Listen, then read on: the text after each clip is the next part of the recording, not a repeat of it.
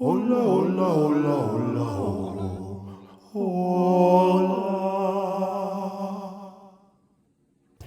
Hi everyone, I'm the Spanish chef Omar Allibhoy, and today I'm going to show you how to make a sourdough starter.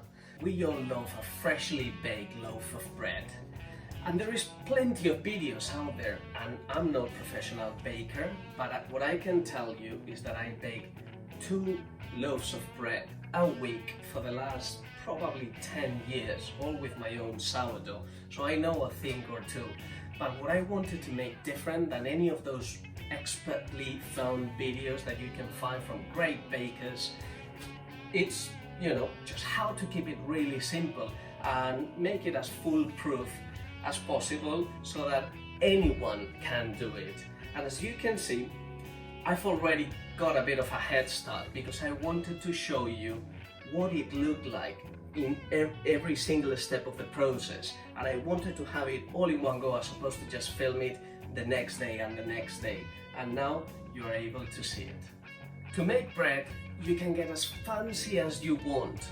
Find, organic, stone milled flour, unbleached, of many different types of grains and so on. But to make this video, I really wanted to use what most people will have in their houses, which is just commercial flour, bleached of sort of the lowest quality you can find and the most commercial, tap water, and a piece of an apple. And it's not organic yet again, so I really want to prove you against all odds how are you gonna get a fantastic sourdough to make a really good loaf of bread. And now the moment of truth.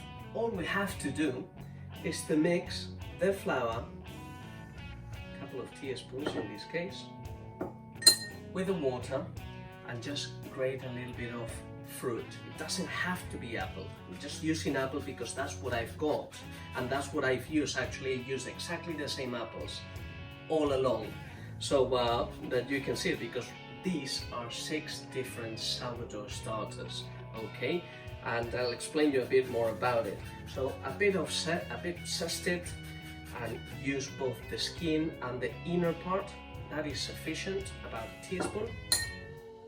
There you go, let's bring it in. And the reason why I'm adding it is because fruit will have natural bacteria and wild yeast, and that's what it will start growing. What we're going to be doing is just feeding them. So now give it a little mix, and what we're going to do is to keep it until tomorrow. That's all we have to do. Mix it for 15 seconds until you have this paste. You can do it a bit more liquidish, a bit more solid.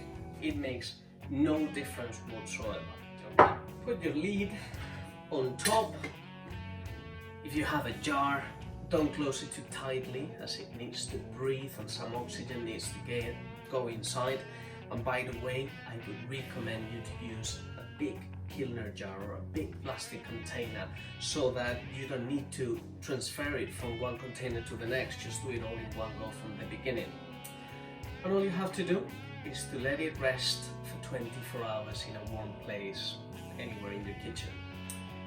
Next day, when you come back to it, literally take the lid off and put exactly the same volume of sourdough starter that you have in flour and in water. So in this case I know what I've got because I put 2 teaspoons. So I'm just going to add another 2 teaspoons of flour and another 2 teaspoons of water. Give it a good mix, nice and simple, and that is how you feed your sourdough. And this is something that you're gonna have to do daily. Every day you're gonna have to feed your sourdough so that it keeps growing the colony, it keeps getting its sugars. That's what the yeast feed on, and the flour has plenty of it. So what I've just done is what I did yesterday to feed this little jar in here, and it looks identical. In a day nothing has changed, but on the following day, when you feed the same volume of flour and water that you had, As you can see, it's sort of growing in volume because we are very much doubling what we've got. On the second day, you start to see some bubbles to appear. Nothing changes in terms of the aroma and so on, but in the third day, that's when it all starts coming to life. I can see plenty of bubbles, and I'm not sure if you notice, but by the edge of it, it actually overflows, because when it raises, when you feed it, 3-4 hours later, it sort of expands and then it comes back down. So just so you know, that's completely normal. And but you still need to wait. Fourth day, and then is when you're starting to get probably anxious, thinking, wow, there is so many bubbles in there, so much energy. But stay put, as your sourdough is not yet ready, and leave it for the 5th day, or sometimes 6th, 7th day, depending on the sourdough. But this one over here is just perfect. It can't wait to make bread. It's full of life, full of oxygen inside, and that's exactly what we need to make bread. That's how it will make the bread ferment and grow and have fantastic dough inside with plenty of air bubbles, and make it, really nice and crispy on the outside. Now that's another recipe that I will be showing you. For now, this is how you do your sourdough. A few things I haven't mentioned. Obviously, I try to show you how to make good sourdough, in the simplest way I could explain, and with the worst ingredients I could find.